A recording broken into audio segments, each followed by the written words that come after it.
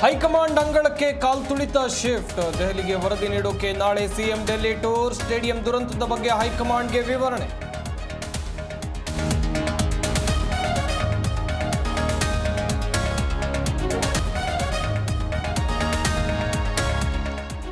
ಮಲ್ಲಿಕಾರ್ಜುನ್ ಖರ್ಗೆಯಿಂದ ರಾಹುಲ್ಗೆ ವರದಿ. ಸರ್ಕಾರದ ಸಾಲು ಸಾಲು ಎಡವಟ್ಟುಗಳ ಉಲ್ಲೇಖ.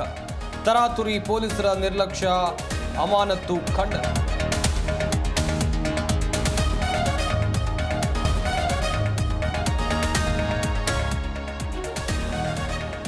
ಯಾರು ಕ್ರೆಡಿಟ್ ತೆಗೆದುಕೊಳ್ಳೋಕೆ ಹೋದ್ರೋ ಗೊತ್ತಿಲ್ಲ. ಸಿಎಂ ಕ್ರಿಕೆಟ್ ನೋಡೋರು ಅಷ್ಟೇ, ಅವರು ಆಡೋದಿಲ್ಲ. ವರದಿ ಬಳಿಕ ಕಾಲ್ತುಳಿತ ಸ್ಪಷ್ಟನೆ ಸಿಗುತ್ತೆ ಎಂದ ಸಾಹುಕಾರ.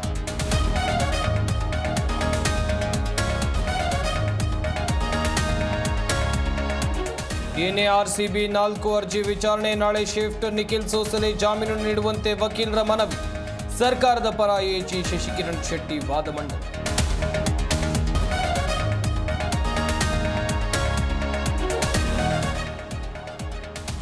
ರಾಷ್ಟ್ರೀಯ ಗಾರ್ಡ್ ನಿಯೋಜಿಸಿದ್ದಕ್ಕೆ ಆಕ್ರೋಶ.